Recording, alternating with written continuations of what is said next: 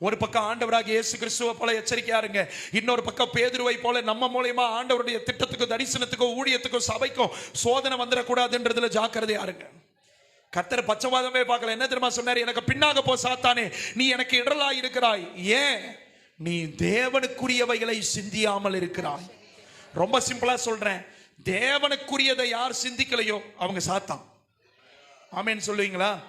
அம்மா மாருங்க அப்பா மாருங்களை பார்த்து கேட்கிறேன், உங்க பொண்ணுக்கோ பையனுக்கோ மாப்பிள்ளை பார்க்கறப்ப படிப்பு, வீடு, அந்தஸ்து, ஆஸ்தி, நாசமா போன ஜாதி முன்னாடி வருதா, இல்ல ரட்சிக்கப்பட்டிருக்காங்களான்னு மட்டும் பாக்குறீங்களா?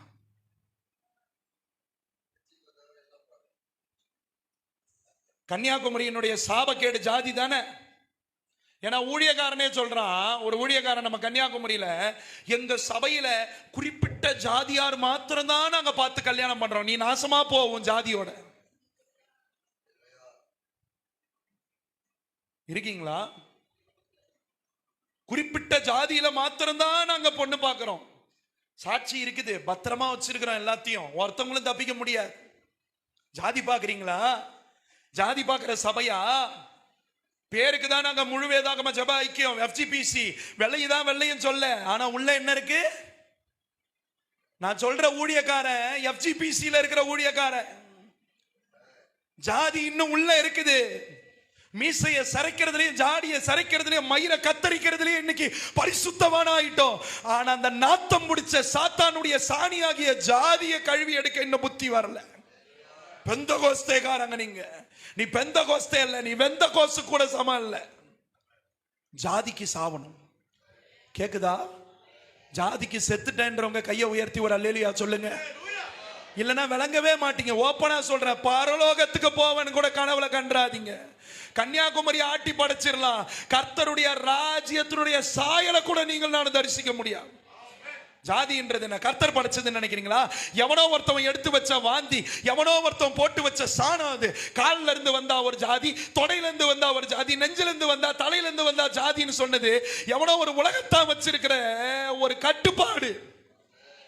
அது இன்னைக்கு சபையில் இருக்கிற தேவ பிள்ளைங்க நக்கி நக்கி தின்னுது.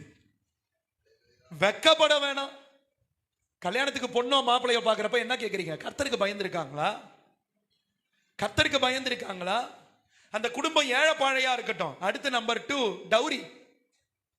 என் மாமா, என் தாய் மாமா இதே கன்னியாகுமரி தான். 2 பொண்ணு, ஒவ்வொரு பொண்ணுக்கும் 1 கிலோ தங்கம் போட்ட, அதனால பேச முடியும். நான் சொல்ல புரியுதுங்களா? என்னோட சித்தப்பா என் மாமங்களை என்ன தெரியுமா சொன்னாங்க? பைத்தியக்காரா, பொழைக்க தெரியாதவனே, உன் மாமன் பொண்ணை கட்டியிருக்கலாம் இல்லைன்னாரு. மாமன் பொண்ணை கட்டிக்கலாம். யார் 7 வருஷம் உட்காந்து யாக்கோபை போல கக்கூஸ் கழுவி ஆட்டு புடிக்க அள்ளி போடுறது? நான் சொல்ற புரியுதுங்களா? இந்த 2த்துலயுமே இன்னைக்கு சிக்கி கன்னியாகுமரி நாசமா போய்கிட்டு இருக்கு. நீங்களும் நானும் முன்மாதிரிகளாய் அடி எடுத்து வைத்தா மட்டும்தான் ஜெயிக்க முடியும். உங்க முன்னாடி தைரியமா நான் சொல்ல முடியும். எங்க வீட்டுல 3 ஆண் பிள்ளைங்க, எங்க அப்பா அம்மாவுக்கு பிறந்தவங்க. நல்லா கவனிங்க, நாங்க 3 பேருமே கட்டினது வெவ்வேறு ஜாதியில இருந்தா பொண்ணை கட்டி இருக்கிறோம். எங்களால தைரியமா சொல்ல முடியும், எங்க வீட்டுல 3 பொண்ணுங்களை கட்டணும். யார் எவ்வளவு வரதட்சணை கொண்டு வந்தாங்க, தங்கம் கொண்டு வந்தாங்கன்னு இன்னைக்கு வரைக்கும் எங்க யாருக்குமே தெரியாது. கர்த்தர் அப்படிப்பட்ட ஒரு தாயை கொடுத்துதான் எங்க ஆண்டவர் இன்னைக்கு எங்களை வழி நடத்தி இருக்கிறார். உங்க அம்மா வேற்று கிரகத்துல இருந்து வந்திருப்பான்னு நினைக்காதீங்க. எங்க அம்மா இதே தூத்துக்குடியில இருக்கிற சொக்கன் குடியிருப்புல பிறந்தவங்க. தூத்துக்குடிக்காரங்களுக்கு சொல்லணுமா வரதட்சணையும் தங்கத்தையும் பத்தி? இருக்கீங்களா? சாட்சியா வாழ முடியும். நம்ம சாட்சி உள்ள வாழ்க்கை தான் சமுதாயத்தை மாத்தும். கன்னியாகுமரியில் இருக்கிற இந்த டவுரி பிரச்சனை, இந்த ஜாதி பிரச்சனை முதல்ல சபைகளுக்குள்ள செத்தா மட்டும்தான் நீங்களும் நானும் கர்த்தருக்கு வைராக்கியமா போய் நிக்க முடியும். அவைகள் சாகாம நீங்களும் நானும் என்ன செய்ய போகிறோம்? என்ன பண்ண போறீங்க? என் வாலிபர்ல பார்த்து கேட்கிறேன், நீ ஒரு தீர்மானம் எடு. என் மாமனார் என் மாமியார் வீட்டுல பிச்சை எடுத்து நான் கல்யாணம் பண்ணி நான் வாழ மாட்டேன். அவங்க சந்தோஷமா கொடுக்கட்டீங்க. நான் என்ன சொல்றேன்? சந்தோஷமா கொடுக்கட்டும். மாப்பிள்ளை இங்க வா, மாப்பிள்ளை என் பிள்ளைக்காக நான் சேர்த்து வச்சிருந்தேன், இந்தாங்க இதெல்லாம் வச்சுக்கோங்க, சந்தோஷமா பெற்றுக்கொண்டு வா, நீ கோடா கோடியா பெருகுவ. இப்பெல்லாம் பொட்ட பிள்ளைங்க, என் தங்கச்சிங்க பொட்ட பிள்ளைங்கன்னு தப்பா நினைச்சுக்காதீங்க. என் தங்கச்சிங்கெல்லாம் பயங்கரமா வளர்ந்துட்டீங்க. வரும்போதே அப்பம் வீட்டை மொட்டை அடிச்சுட்டு அப்பங்கிட்ட இருக்கிற என்னென்ன சொத்து பத்து தங்கத்தெல்லாம் உருவின்னு வருது. பொல்லாத ஆவி, இயேசுவின் நாமத்தினால உன் மண்டையில எடி இறங்க. உங்க அப்பா உன்னை சின்ன வயசுல இருந்து தாய் உன்னை வளர்த்தது இதுக்கு தானா? எனக்கு அதை கொடுப்பீங்களா, எனக்கு இதை கொடுப்பீங்களா? வா ஒரு பாட்டில் விஷத்தை கொடுக்குறோம். உன் பெற்றோர்களா பார்த்து உனக்கு சந்தோஷமா கொடுக்கிற ஒரு கடுகுமணி கூட உன்னை கோடீஸ்வரியா மாத்திரும். ஆமேன்னு சொல்லுவீங்களா? எனக்கு அருமையான மாப்பிள்ளை, வருங்கால மாப்பிள்ளை, உன் வாழ்க்கையில ஒரு தீர்மானம் எடு. சாதி பார்க்கிற பொண்ணு வேணாம், எனக்கு குடும்பம் வேணாம், எந்த சாதியிலிருந்து வேணாலும் வரட்டும், நல்ல ரட்சிக்கப்பட்டு கர்த்தருக்கு பயந்திருக்கிற குடும்பமும் மாப்பிள்ளையும் பொண்ணு எனக்கு வேணும். நில்லுங்க, கர்த்தர் உங்களை உயர்த்துவா. ஆமேன்னு சொல்லுவீங்களா? அம்மா, நான் ஓப்பனா சொல்றேன், என் வாழ்க்கையில் நடந்தது சொல்றேன். 2023 எனக்கு திருமணம் ஆனப்ப என் பயோடேட்டால போட்ட சம்பளம் 15,000 ரூபா. இன்னைக்கும் வாடகை வீட்டில் தான் இருக்கிறோம். 15,000 ரூபா வச்சுன்னு வாடகை வீட்டில் குடும்பம் நடத்த முடியுமா? சொல்லுங்களேன். என் மாமியாரும் ஒரு ஃபுல் காஸ்பல்காரங்க தான், பாஸ்டர்னுடைய மனைவி தான். என் மாமனார் இறந்து 5 வருஷம் ஆகுது. என் மாமியாரும் ஃபுல் காஸ்பல்காரங்க. பயோடேட்டா வந்தது, நேரில் என் தாயோட போய் பார்த்தோம், ஊழியக்காரங்க இருந்தாங்க, உட்காந்து பேசணும், கர்த்தர் அடையாளம் கொடுத்தாரு, திருமண காரியத்தை செய்தோம். என் மனைவி என்ன திருமணம் பண்ணிட்டு வர்றப்ப எனக்கு சம்பளம் என்ன தெரியுமா? 15,000. அந்த 15,000த்துக்கு ஒரு ஊழியக்காரனுடைய மகளை நம்பி அன்னைக்கு கொடுத்தனால தான் இன்னைக்கு தைரியமா போய் ஊர் ஊரா பட்டணம் பட்டணமா போய் கர்த்தர் வார்த்தையை சொல்ல முடியும்.